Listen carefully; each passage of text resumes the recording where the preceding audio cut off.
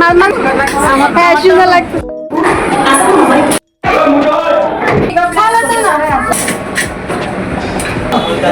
ছেলের ব্রাদার, এগুলো হচ্ছে ছেলের বোনরা গাইস।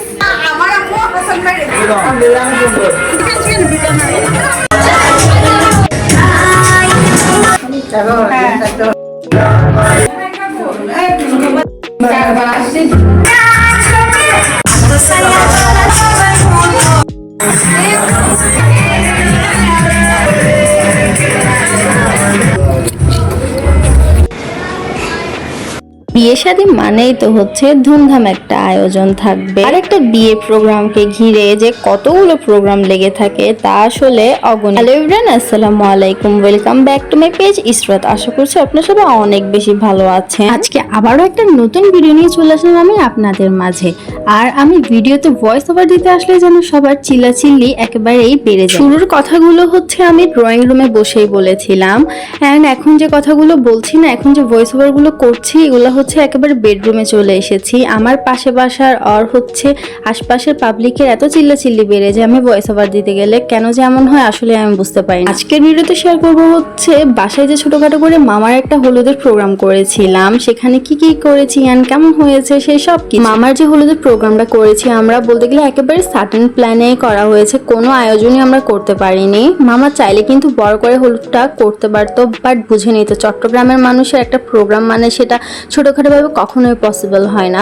এ বলে যে আমাকে দাওয়াত দেয়নি, ও বলে যে তাকে দাওয়াত দেয়নি, তো সবকিছু মিলিয়ে মামা বলছে কি এত ভেজাল করতে পারবো না, হলুদ করারই প্রয়োজন নেই। যেহেতু আমার নানু বাসার লাস্ট বিয়ে, তাও আবার আম্মুদের ছোট ভাই বলে কথা, তো ছোটখাটো করে যদি একটা হলুদের প্রোগ্রামের আয়োজন না করি তাহলে যেন মনটা খুব একটা ভালো লাগছিল না। দ্যাটস ওয়াই হচ্ছে হলুদের আগের দিনই হঠাৎ করে আমার আপুর প্ল্যানিং এ হচ্ছে হলুদের প্রোগ্রামটা করা। প্রোগ্রামের দিন হচ্ছে তেমন কেউই ছিল না, জাস্ট আম্মু, আমরা, খালামণিরা অ্যান্ড হচ্ছে বাড়ির কয়েকজন মুরব্বীরাই ছিল, আর খুব একটা কেউ ছিল না। এই যে বাসায় ছোটখাটো করে প্রোগ্রামটা করেছি না, এটা অনেকেই হচ্ছে ফেসবুকে স্টোরি দেওয়ার পরে অনেকে দেখে অনেক বেশি রাগ করে ফেলেছে, ভেবেছে কি হয়তো বা সিরিয়াসলি অনেক বড় সড়ো করে হলুদ করেছি, অনেকে তো হচ্ছে কান্নাই জুড়ে দিয়েছে। তা কি আর বলবো, চট্টগ্রামের মানুষের আসলে পারিবারিক ভাবে কোনো প্রোগ্রাম কখনোই পসিবল হয় না। আমি হচ্ছে অনেকজনকেই দেখেছি নিজেদের বেলায় হচ্ছে পারিবারিক প্রোগ্রাম কাকে বলে, পারিবারিক ব্যাপার কাকে বলে ঠিক তারা জানে, কিন্তু অন্যের বেলায় হচ্ছে পারিবারিক অকেশন বা পারিবারিক ব্যাপারগুলো কাকে বলে তারা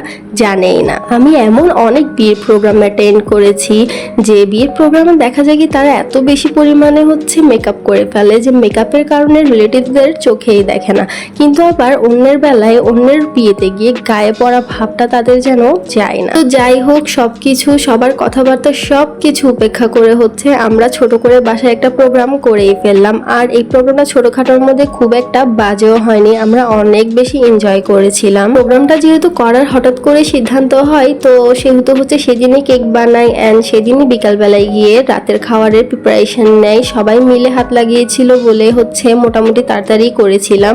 বাট এর পরেও হচ্ছে কেক কাটতে দেরি হয়ে গিয়েছিল, তার উপরে হচ্ছে আমার আপুমনির আবার যাওয়ার তাড়া ছিল, তো সবকিছু মিলিয়ে হচ্ছে অনেক বেশি দেরি হয়ে গিয়েছিল। কেক কাটতে কাটতে প্রায় 11:30 বেজে গিয়েছিল, এ তো হচ্ছে কেক কাটতে দেরি হয়ে গিয়েছিল, তার উপরে হচ্ছে আমাদের ছবি ভিডিও করা শেষই হচ্ছিল না।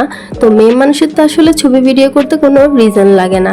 তো প্রথমে তো হচ্ছে আম্মু আর খালামণি মিলে হচ্ছে কেকটা কাট করেছিল, দেন হচ্ছে একের পর এক আমার অন্যান্য খালামণিরা অ্যান্ড আমরা, আপুমণি, নানু, দেন হচ্ছে মামি, আমার অন্যান্য কাজিনরা সবাই হচ্ছে একে একে ছবি তুলছিল। সবাই তো হচ্ছে একে একে মামার সাথে ছবি তুলছিল। আমি তো হচ্ছে গলিটা যেহেতু খুব সুন্দর করে বিয়েবাড়ির লাইট দিয়ে সাজানো হয়েছিল, তাই হচ্ছে আমি আমার মামাকে সাথে নিয়ে, মানে আমার আরেকটা মামা আছে সালমান মামাকে সাথে নিয়ে বলছি যে চলো আমাকে একটু তুমি গলিতে ভিডিও করে দাও অ্যান্ড ছবি তুলে দাও। তো সবকিছু শেষ করতে করতে অলরেডি হচ্ছে 1:30 বেজে গিয়েছিল, আর বাসার মধ্যে ছোটখাটো করে করা হয়েছিল অ্যান্ড পরের দিন যেহেতু বিয়ে ছিল তাই আমরা আর বেশিক্ষণ দেরি করিনি, 1-1:30টার মধ্যেই হচ্ছে সবকিছু গুছিয়ে বাসায় চলে এসেছিলাম। তো আমার আজকের ভিডিওটা হচ্ছে এতটুকুই। কেমন লেগেছে আমার আজকের ভিডিওটা অবশ্যই হচ্ছে কমেন্ট করে জানাবেন, ভালো লাগলে অবশ্যই একটা লাইক করে দিবেন অ্যান্ড আমার পেজটা যদি এখনো ফলো করে না রাখেন তাহলে অবশ্যই ফলো দিয়ে দিবেন। আবারও দেখা হয়ে যাবে নেক্সট কোনো একটা ভিডিওতে।